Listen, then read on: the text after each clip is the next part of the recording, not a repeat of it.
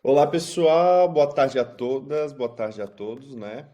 Sejam bem-vindos, né, ao segundo Conbrasp, Congresso Brasileiro de Saúde Pública Online, né?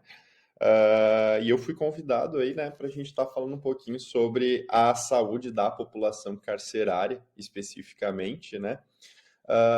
E discutir aí um pouquinho sobre as nossas diretrizes, sobre o que é a nossa política nacional, né, de atenção integral à saúde das pessoas privadas de liberdade no sistema prisional, fala um pouquinho e levar um pouquinho da nossa experiência aqui de Santa Catarina. Meu nome é Rafael Amaral, eu sou mestre em saúde coletiva, sou doutorando em desenvolvimento socioeconômico, sou cirurgião dentista de formação e atuo também, né, como dentista dentro do sistema prisional no estado de Santa Catarina. O estado de Santa Catarina, ele é referência, né, ele é referência nacional quando a gente fala em população carcerária, não só no atendimento à saúde dessa população, mas também, né, quando a gente fala nos seus procedimentos internos enquanto manutenção e trabalho junto com essa população. Então a gente vai ver aí ao longo do dia de hoje, né, ao longo dessa pequena palestra, um pouquinho daquilo que a gente faz aqui, daquilo que está posto na política, daquilo que acaba não sendo muito bem levado em consideração no restante do país. Vamos colocar também um pouquinho de dados aí, né, de que população carcerária é essa que a gente está falando, e aí até o fim do dia aí a gente discute mais algumas coisas. Beleza? Bora lá? Então, o que a gente vai abordar de temas especificamente, né? Os temas abordados, a gente vai começar falando aí do que é essa política nacional de atenção integral à saúde das pessoas privadas de liberdade nesse sistema prisional. Então, vamos ver o que é essa política, o que ela diz. Ela existe, né, dentro das nossas diretrizes de saúde, dentro do Sistema Único de Saúde. Ela está pontuada, né? Ela é colocada, mas muitas vezes a gente não coloca muito em prática. Vamos falar um pouquinho do perfil dessa nossa população carcerária, então de que tipo de pessoas a gente está falando, quem são essas pessoas que estão aí encarceradas, qual é o perfil de cor, perfil de escolaridade, perfil de idade, a questão desculpa, a questão dos crimes cometidos por essas pessoas também. Vamos estabelecer um pouquinho dessas perspectivas futuras, o que o futuro aguarda para essa população, e vamos falar um pouquinho das nossas experiências aqui em Santa Catarina, né?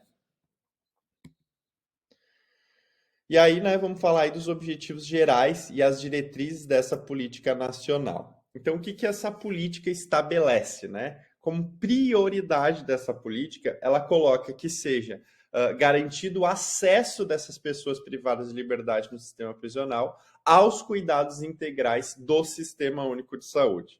Então, é isso que a gente precisa estabelecer. Quando eu falo para os meus alunos, até eu levo os meus alunos para dentro do sistema prisional, a gente aborda muito essa questão, né? Eu sempre falo para eles, essas pessoas estão aqui, elas são privadas de liberdade, elas são privadas do seu direito de ir e vir, né?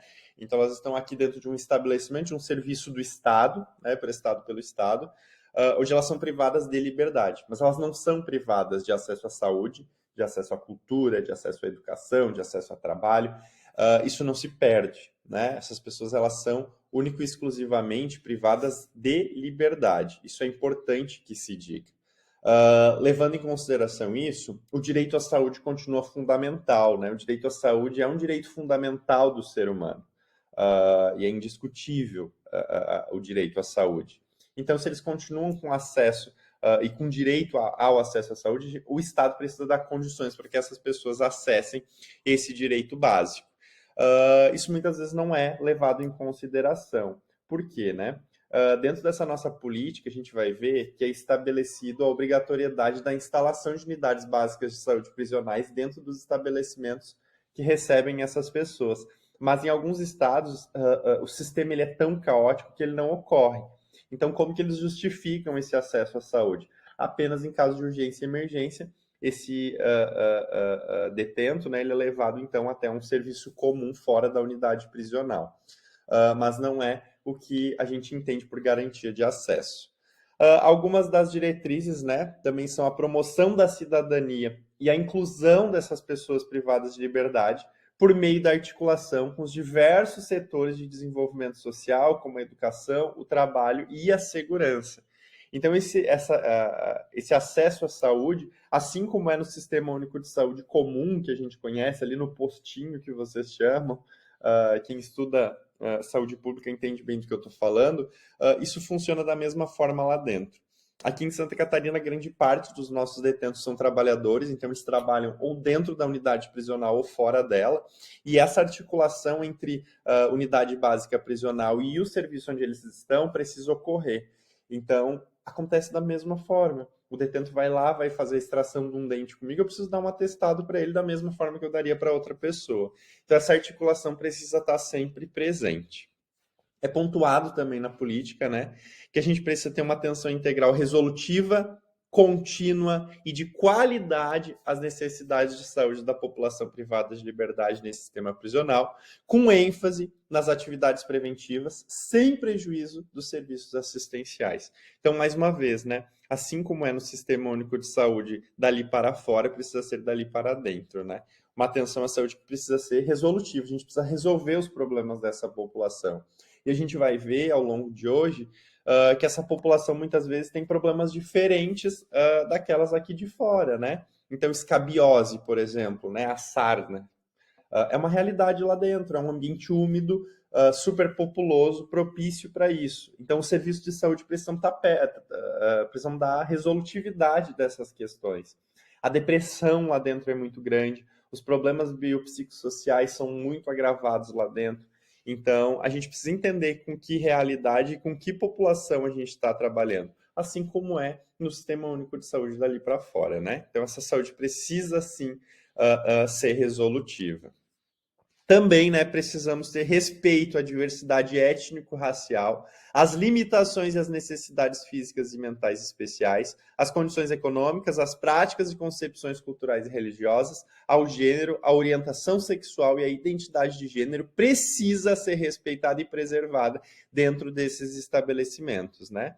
A gente não tem muitos problemas quanto a isso, pelo menos dentro da unidade onde eu trabalho e no estado de Santa Catarina, que eu conheço muito bem, praticamente todas as unidades do estado. Isso é muito tranquilo. Mas a gente conhece, né, a realidade, inclusive artigos mostram da vitimização de pessoas LGBTs dentro de presídios, até mesmo, né, por conta dos próprios colegas, mas também essa opressão por conta do Estado. Então, isso existe. Aqui a gente consegue lidar com muita tranquilidade quanto a essas questões, a individualidade, né, é muito preservada. E também a questão da intersetorialidade, né? Então, muitas vezes a gente vai precisar conversar com serviços e atuações de saúde fora dali, muitas vezes, então a gente precisa ter essa intersetorialidade, precisa existir firmemente. E aí, só para vocês verem aqui rapidamente como que são compostas, né, as equipes de atenção básica prisional e que são pontuadas dentro dessa política. Então, a gente tem três portes, né, três modalidades de equipe de atenção básica prisional. Porte 1, porte 2 e porte 3. Isso vai depender muito com o quantitativo, né, de detentos que a gente vai ter em cada unidade prisional. Normalmente, né, a gente tem as equipes de porte 3. É muito difícil a gente ter uma unidade prisional com menos de 500 prisioneiros. Isso acontece só mais quando são os menores infratores, né, no caso dos CASs, que são para jovens e adolescentes de até 18 anos, que aí acontece realmente a gente ter uma população bem menor. Normalmente, né, os presídios e penitenciárias no Brasil, eles têm muito mais do que 500 habitantes. Então, teoricamente, a gente deveria ter porte 3, que, né, basicamente é composto, né, por médico, enfermeiro, técnico de enfermagem, cirurgião dentista, o técnico de higiene bucal, uma assistente social e um psicólogo, além de, né, profissionais de nível superior, que aí fica a cargo dos estados, que aí físio, nutricionista ou farmacêutico. Aqui a gente opta pelo farmacêutico, por conta da grande quantidade, do grande quantitativo de remédios controlados que a gente tem dentro das unidades prisionais. além, né, do médico psiquiatra e outro profissional de nível superior, que a gente também solicitou, né, aqui no nosso caso em Santa Catarina, além do médico psiquiatra, a gente também tem mais um psicólogo compondo essa equipe porte 3, né, que é o nosso caso aqui, nós somos porte 3. Então a gente opta, quando aqui dá para optar, né, pelo profissional de nível superior, foi optado, né, pelo farmacêutico e pelo psicólogo. Mas, além disso, né, já compõe como equipe mínima o médico, enfermeiro, técnico, dentista e o auxiliar de dentista. São equipes mínimas, né, de qualquer uma dos portes, né, e dos aportes de cada modalidade de equipe de atenção básica prisional.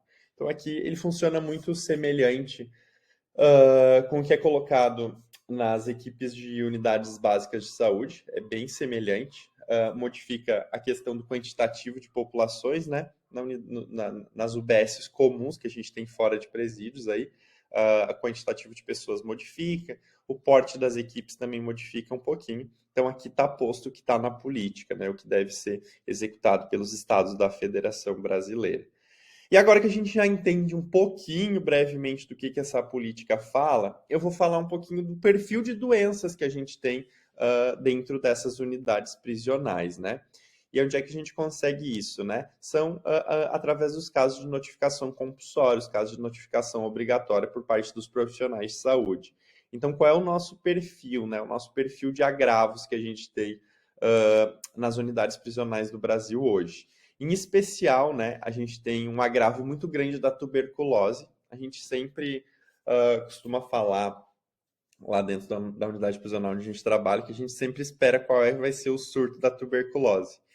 Todos os anos, entre os meses de abril a junho, a gente tem um boom de tuberculose. Isso é comum, isso acontece, né? A tuberculose no restante da população ela já não é mais tão comum. Por quê, né? Porque a gente não vive num ambiente fechado o tempo inteiro, a gente não vive num ambiente tão populoso o tempo inteiro, então, num ambiente tão úmido também o tempo inteiro. Então, isso é muito diferente, né? Lá dentro já não, eles estão enclausurados, eles estão com uma superpopulação, então a tuberculose ela é muito infectante. Então, se uma pessoa daquela mesma cela está, muito provavelmente ela consegue passar para as outras pessoas rapidamente. Então, a tuberculose é uma realidade muito grande dentro das unidades prisionais do Brasil, tanto que é o maior agravo. A dengue, né, também é muito forte, em especial aí nas regiões de São Paulo e Rio de Janeiro. A dengue é muito forte, não só, né, na população carcerária, mas como na população comum também. Aí depois a gente parte para a questão das ISTs, né, AIDS, hepatites e sífilis, que também são bastante encontrados. Aqui a gente tem um controle muito severo das ISTs dentro das nossas unidades prisionais em Santa Catarina. Eles são testados no início, ou seja, assim que eles entram, na verdade eles entram, se eles são pegos hoje na rua por algum motivo, né? Eu trabalho num presídio, então o presídio tem uma rotatividade muito grande, diferente de penitenciárias, que normalmente são presos já julgados, que já estão em cumprimento total de pena. Eu trabalho num presídio onde a gente tem uma rotatividade grande.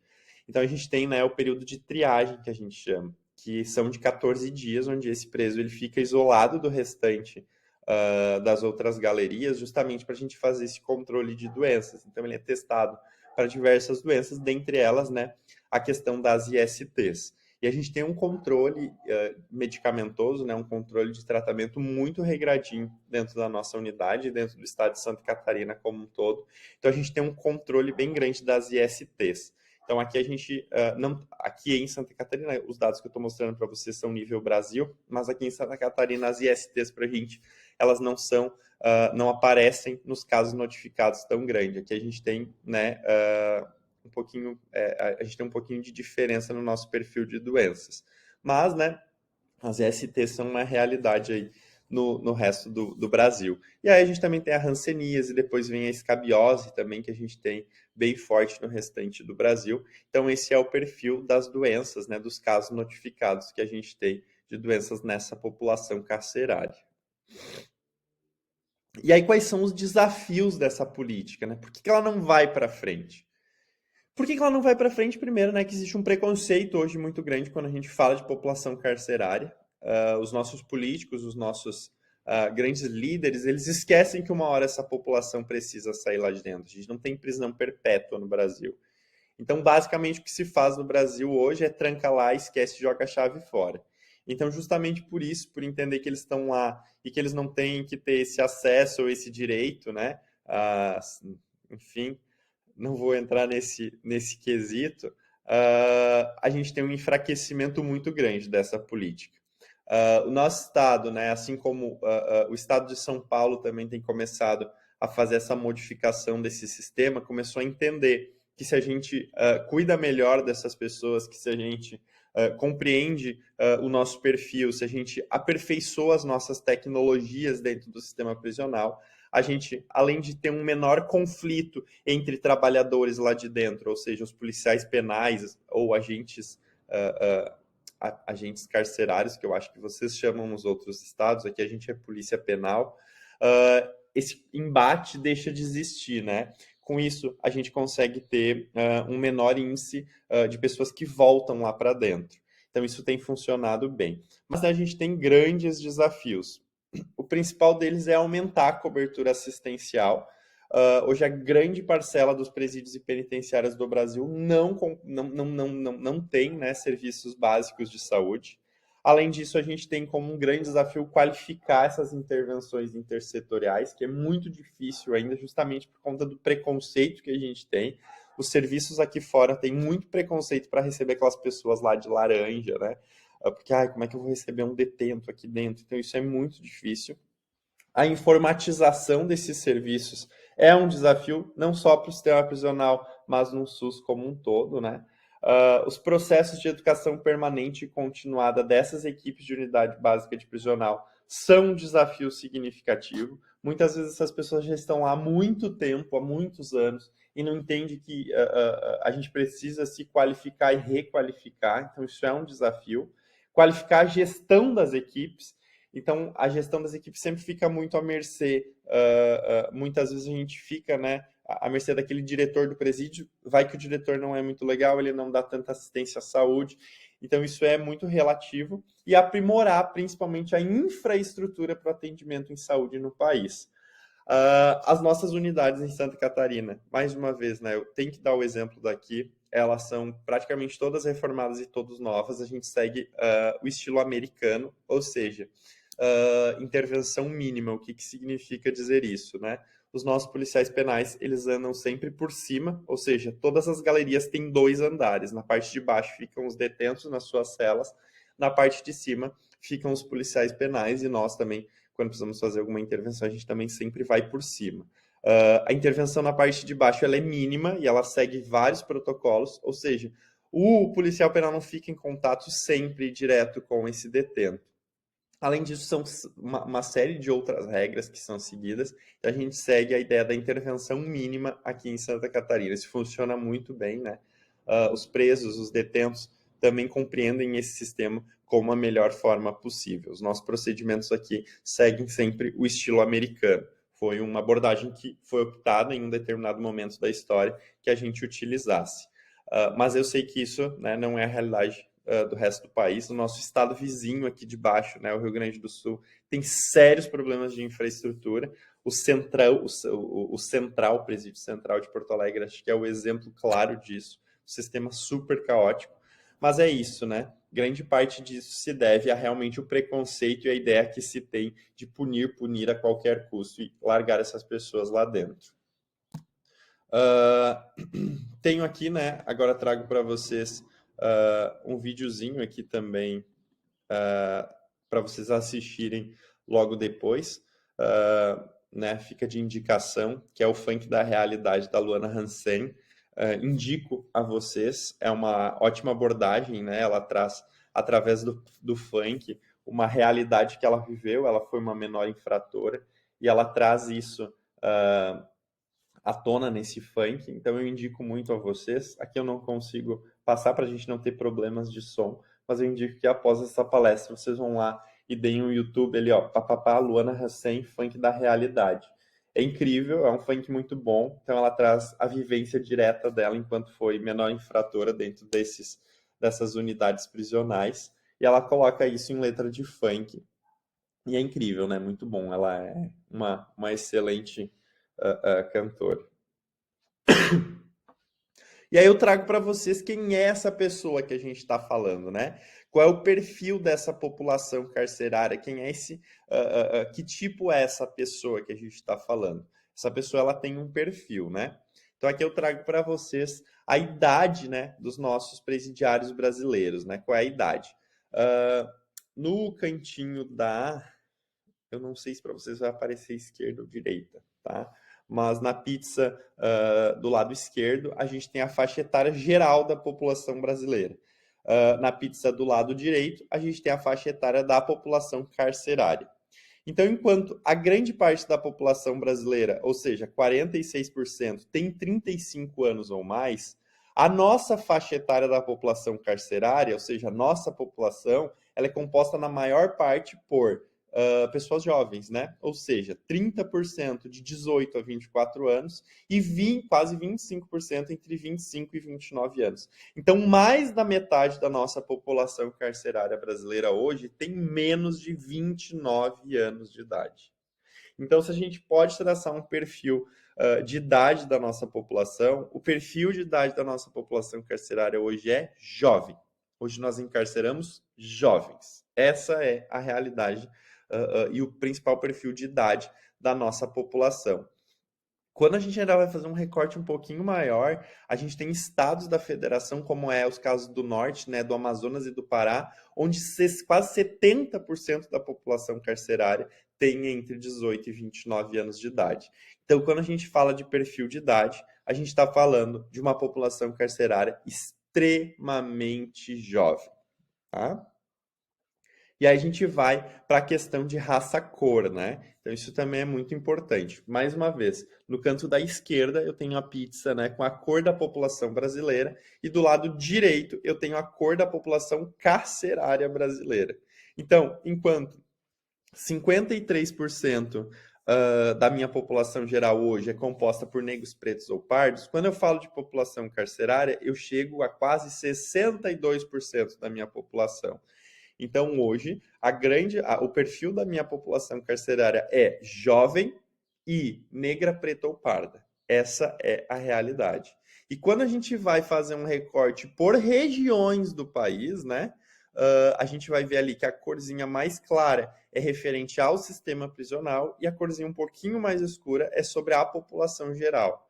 Então, vou trazer aqui os dados para a população sul e sudeste, né? Então, se eu pegar aqui a região sudeste, que provavelmente é a grande maioria de vocês que me assistem hoje, 42% da população geral do Sudeste é composta por pessoas pretas, negras ou pardas. No entanto, na região Sudeste, 72% dessa população é composta por negros, pretos ou pardos. Ou seja, isso não acompanha a nossa realidade da população, nem idade, nem cor e raça. O que isso quer dizer? Quer dizer que a justiça brasileira hoje, né, é uma política brasileira, com toda certeza, uma política que condena e coloca atrás das grades pessoas, né, negras, pretas ou pardas. Isso é um fato, vocês acompanham isso diariamente nos noticiários, nos seus artigos, nos seus estudos dentro das universidades. Então, esse é o perfil da população carcerária brasileira. Quando a gente faz um recorte das mulheres, né, das mulheres que estão nas prisões brasileiras, que a gente teve uma ampliação significativa nos últimos anos. E por que a gente teve um aumento significativo? Por que grande parte dessas mulheres hoje são presas? Grande parte delas, em especial após a crise econômica, né, que a gente viveu e nos dias de hoje, essas mulheres assumem muitas vezes os negócios dos seus maridos, namorados, companheiros, né, que muitas vezes é o tráfico de drogas. Então elas assumem esses negócios da família, digamos assim, e dão continuidade e acabam caindo. Ou parte delas também são pegas tentando entrar com drogas dentro das unidades prisionais, tentando levar para os seus companheiros. Então, hoje, né, das nossas mulheres nas prisões brasileiras, 64% delas são presas por crimes de drogas, né? Ou seja, tráfico de drogas ou associação ao tráfico, que é um pouquinho diferente. Então, né, o perfil das nossas mulheres é um pouquinho diferente dos homens. Depois eu também vou passar sobre os crimes dos homens. E aí, quando a gente fala de escolaridade, né, dos presidiários brasileiros, o que a gente tem, né? Que grande parte deles, 75%, só tem até o ensino fundamental completo, ou seja, não terminou nem o ensino médio. Grande parte deles tem pouco estudo, né? Pouco ou quase nenhum. E 24% só tem o ensino médio incompleto. Ou seja, a grande parte dos nossos presos brasileiros hoje eles, né, não completaram o ensino médio. Essa é a realidade. E a maior parte deles, 75%, só tem até o ensino fundamental. Se a gente faz um recorte um pouquinho mais significativo, uma escolaridade mais específica, a gente tem uma grande parte aí, né, como eu já disse, do ensino fundamental incompleto, uma porcentagem significativa de analfabetos também.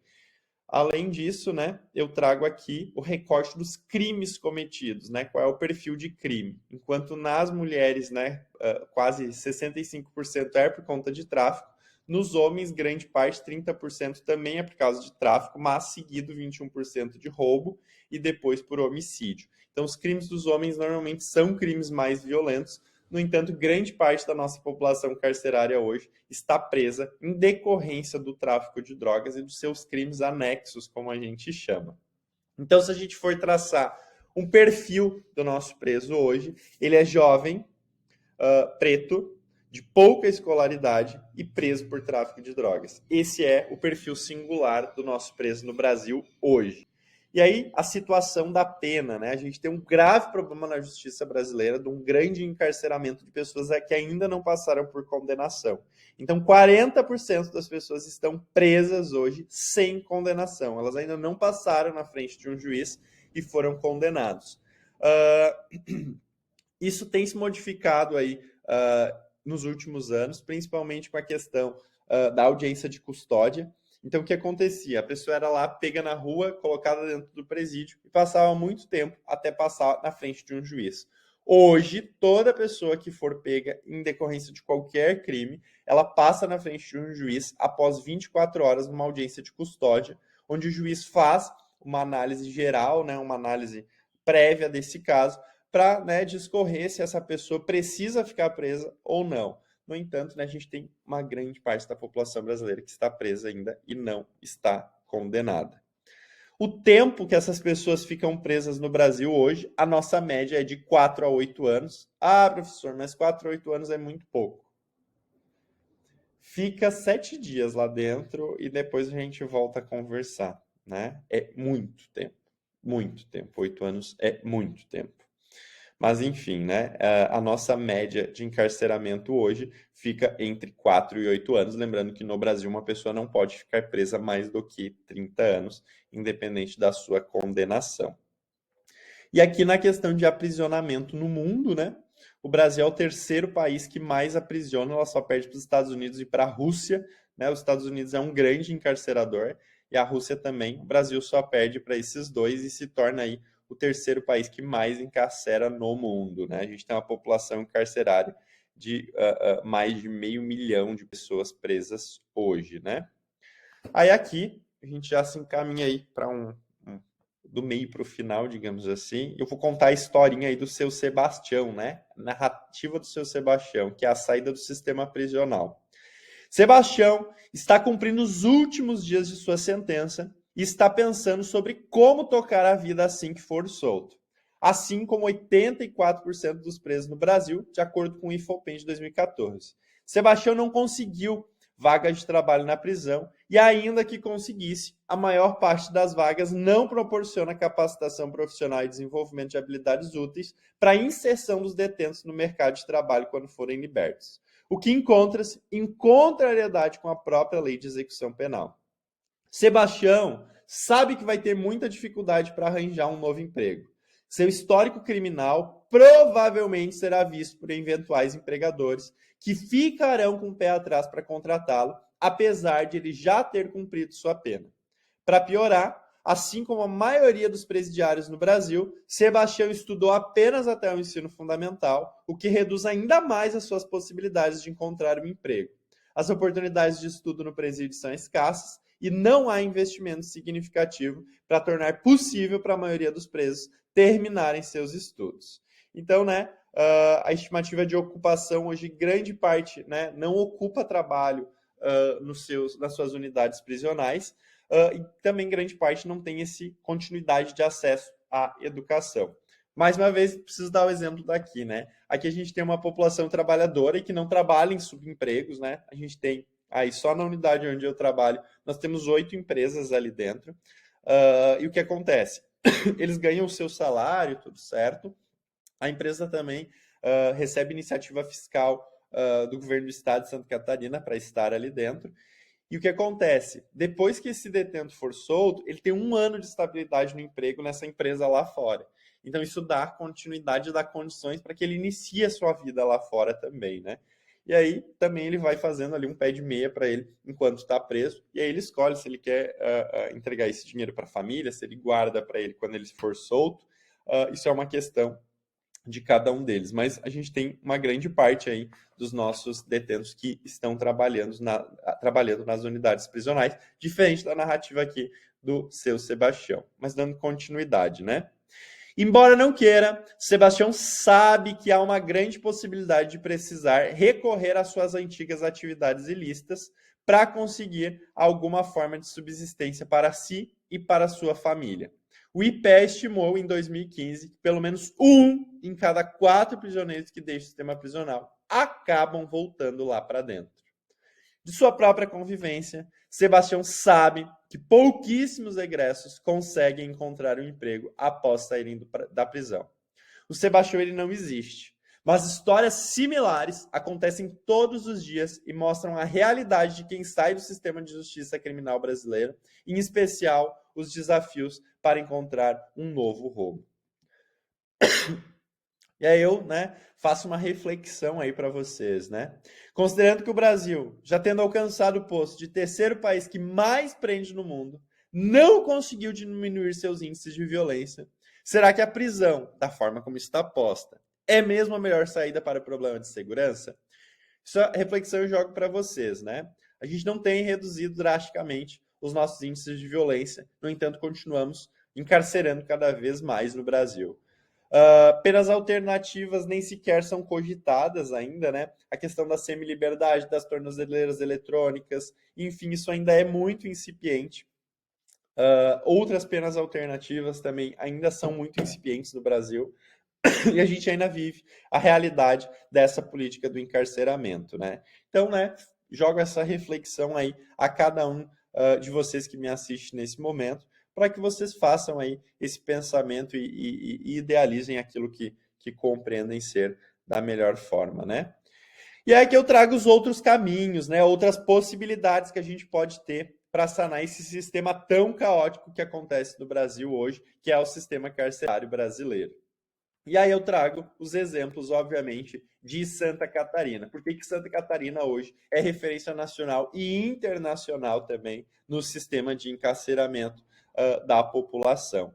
A gente tem um modelo muito diferente, né? Então, um modelo catarinense de ressocialização de presos, como eu já disse, ele é referência nacional e também internacional. Por quê, né? Todo mundo trabalha por concurso público, então todos são concursados, o que dá estabilidade no emprego e não gera aquela rotatividade significativa, com algumas exceções, né? A gente tem alguns policiais penais, sim, né? Que são provisórios, que são naquele sistema de 4 a 8 anos, mas isso é um número menor, né? A questão de obras, então o Estado de Santa Catarina investiu na reforma de todos os presídios e penitenciários e também dos CASs em Santa Catarina, dando condições para que essas pessoas vivam, né, com o mínimo, né, de seguridade humana e dando condições para a gente, que é trabalhador também lá dentro, consiga trabalhar da menor forma possível. Com uma lei severa de controle de gastos, ou seja, investindo naquilo que realmente fosse necessário, incentiva o trabalho nas unidades prisionais, não só nelas, mas fora delas também. Então, praticamente todas as unidades prisionais de Santa Catarina têm pelo menos uma empresa trabalhando lá dentro. Então, a empresa se instala dentro do complexo prisional e esses presos são funcionários, então, dessas empresas dos mais diferentes tipos, né? Então, a gente tem diversos tipos de indústria lá dentro, ou aquelas empresas que também fazem acordos para que esses trabalhadores trabalhem lá fora, que são aqueles que estão na semi-liberdade já, né? Que já estão a um passo da rua, já tem aquela liberação de sair para trabalhar durante o dia e voltar de volta ao presídio à noite. Então, a gente também tem várias empresas que têm esse acordo com o Estado. Além disso, né, a gente tem aqui o PROCAP, que é um projeto de capacitação permanente de presos, não só capacitação, mas né, o benefício para aqueles que resolvem terminar o ensino fundamental, terminar o ensino médio, há um incentivo significativo para que essas pessoas terminem os estudos e se capacitem, né, nas mais diferentes frentes. Os chamamentos públicos para essas empresas parceiras, o cartão pecúlio, né? Ou seja, a partir do próprio trabalho, ele consegue auxiliar a sua família em casa, mas também os seus gastos extras dentro do presídio, o ensino na prisão, o atendimento de saúde psicossocial, a questão das nossas penas alternativas, principalmente com a questão da tornozeleira eletrônica, né? As ACAPs, que é a educação continuada para os agentes e para os policiais penais, o IPEM, ou seja, um sistema unificado, onde a gente tem todas as informações de saúde, psicossocial, a questão de pena, tudo está num mesmo sistema e ele é integrado por toda Santa Catarina. As novas viaturas, né, entregues para todo o estado também, uma gestão mais digital, a questão dos conselhos de gestão. Então, Santa Catarina não tem um secretário de segurança pública, ele, na verdade, é um conselho de gestão composto, né, pelas polícias penais, polícia civil e polícia militar, além de corpo de bombeiros, e isso gera uma rotatividade entre esses secretários, mas ele é composto por um conselho de gestão. A questão do monitoramento eletrônico e a nossa parceria com a EPAGRE, né, ou seja, que cuida do agro de Santa Catarina, a gente tem uma parceria também com o sistema prisional. Aqui são algumas fotos de dentro do nosso presídio, né? Então ele é novinho, basicamente aqui para vocês enxergarem como ele funciona. Ó, como mostrei para vocês, são sempre 2 andares. Então os profissionais andam sempre por cima e os presos ali, né, têm as suas celas, como está na imagem aqui de baixo. Cada 8 a 14 pessoas têm a sua própria cela. Aqui, né, mais algumas imagens de atendimentos que a gente faz lá dentro. Aqui uma leitura que eu indico para vocês, né, que é a leitura da Política Nacional de Atenção Integral à Saúde das Pessoas Privadas de Liberdade, que é o PNAISP, que nós chamamos. E é aqui, né, aquela musiquinha que vocês já conhecem, para a gente terminar, mas que eu vou falar aí em forma de verso, né? Como eu já disse para vocês, o genocídio no Brasil ele tem cor, ele tem classe social e ele tem endereço, né? E ainda, né, tem aquela tirinha aqui embaixo do não houve truculência, mas sempre com sangue nas mãos. Eu declamo aquela música que vocês devem conhecer muito bem. Era um domingo de sol, ele saiu de manhã para jogar seu futebol, deu uma rosa para a irmã, deu um beijo nas crianças, prometeu não demorar. Falou para sua esposa, queria vir para almoçar, mas era só mais um Silva que a estrela não brilha. Ele era funkeiro, mas era pai de família. Naquela triste esquina, um sujeito apareceu. Com a cara amarrada, suando, estava um breu. Carregava um ferro em uma de suas mãos. Apertou o gatilho sem dar qualquer explicação. E o pobre do nosso amigo, que foi para o baile curtir, hoje com a sua família, ele não irá dormir. E aí, eu encerro por aqui a minha participação de hoje, né? No 2º Congresso Brasileiro de Saúde Pública Online, né? O CONBRASP, falando aí um pouquinho sobre a saúde da população carcerária no Brasil. Para quem ficou com dúvidas, para quem, né, quer me chamar, vocês podem me achar na rede social, no Instagram. Procurem por Rafael Amaral ou direto pelo arroba. Meu arroba é AmaralR e eu estou lá sempre disponível para auxiliar vocês. Foi um grande prazer. Agradeço aos organizadores desse grande congresso pelo convite. Fico sempre à disposição de todas e todos. E, né, curtam aí o restante da programação. Um grande abraço. Fiquem bem, se cuidem e até a próxima.